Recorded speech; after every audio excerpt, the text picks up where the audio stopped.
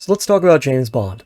In 1953, Ian Fleming wrote a book about a spy agent for MI6 named James Bond, codenamed 007. Fleming based the character on a lot of guys that he knew when he was in the intelligence service during World War II. Fleming would end up writing 14 works in total, 12 of them being novels, 2 of them being short stories between 1953 and 1966. However, the character has been picked up by lots of writers and continues to this day in various other media, including movies and television. There have been comic books, cartoons. If you can name it, James Bond's probably been in it. And it's definitely time to retire the character. Look, there's no question that James Bond the character is actually iconic. He is literally one of the most iconic characters ever to be in fiction. But the character itself is out of date. Now, when I say out of date, I'm not really referencing the charges of racism and sexism, although that's part of it. The real problem is that the character no longer fits the world because the world that he was created to be in is no longer the world that we live in. James Bond and the brand of spy novel that Fleming wrote reflect a very much post-World War II, early Cold War attitude about the world. James Bond is both our guide into the future, but he's also our anchor into the past.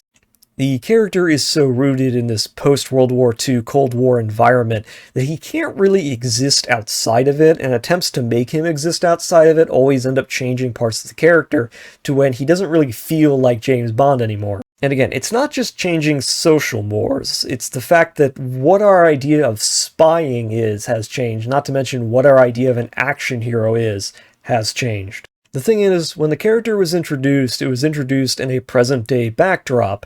Everybody had just survived World War II, and that meant that literally everybody either was involved with or knew somebody who was involved with World War II. And as a result, lots of things were easily able to be slotted in that really aren't anymore.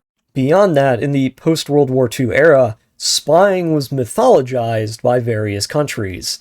The thing is that as things were declassified, countries kind of jumped on the idea that their people had been fighting the good fight, but they were romantic in a way that war really wasn't.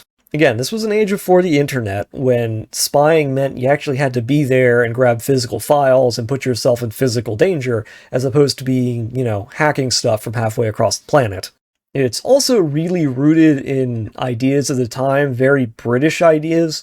There are people who say that it's rooted in nostalgia for Lost Empire, but honestly, I don't really think that's accurate. I think it's slightly off the mark. In reality, it's rooted in Britain's lost relevance. Look, Great Britain went from one of the big powers that won World War II alongside the Soviet Union and the United States to being essentially a proxy state for the United States in its fight against communism.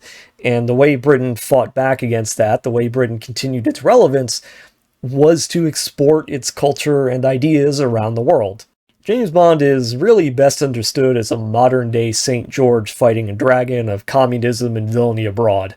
But the problem is that rather than leave the character in the time period that he was meant to be in, they keep trying to modernize him, and it never works, because the ideas and concepts that underpin the character don't translate well to a modern environment.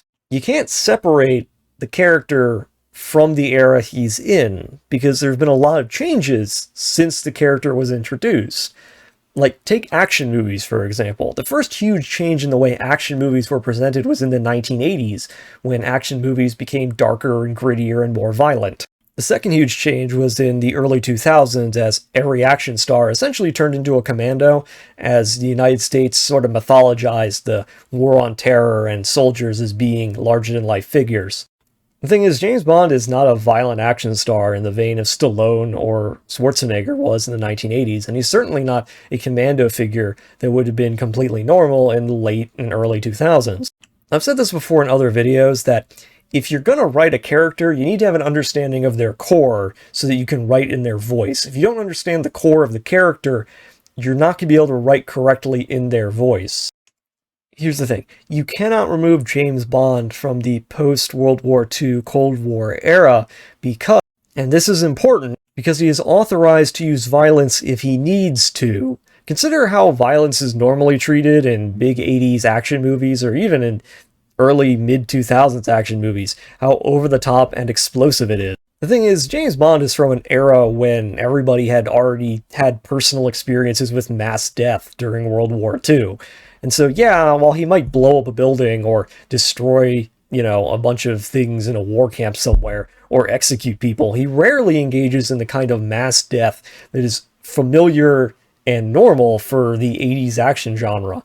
There's also the matter of the locales. See, post-World War II, most of Europe was utterly destroyed, and with no real empire, the British people kind of wanted to see the rest of the world. Sort of like how in America the post-World War II boom fueled the mythologizing of the open road and biker culture, the post-World War II era for Britain sort of fueled this nostalgia and curiosity about the rest of the world. The British public wanted to see things in the rest of the world. They wanted to see these exotic locales, and Fleming was happy to give them to them. But the thing is that there are no exotic locales anymore because we exist in a world where the internet exists. You can literally see satellite images or even street view images of nearly every place on Earth for free. So there's no real draw in having your characters be in exotic locales because there's no real draw or curiosity about your characters being in China or India or Jamaica or wherever. So if the action part is outdated and the locale part is outdated and the culture part is outdated, what exactly is left? To me, there's really nothing left. The thing is that lost among all the discussions about race and culture, discussions that need to happen, by the way, but lost among them is the fact that the character doesn't fit the world because the character wasn't made to fit the world. The more they attempt to adapt him, to change his core to fit a more modern understanding of the world, the less he's going to look and feel like James Bond. He's just not James Bond when you take him out of the period he's meant to be in, because everything about his character is rooted in that day and age. The best thing for them to do would either be to retire the character, or to keep him in that setting forever. There's no reason to move him out of the Cold War setting. And that's my 2 cents about James Bond. It's just kind of sad seeing the way they keep trying to reinvent him now at this point.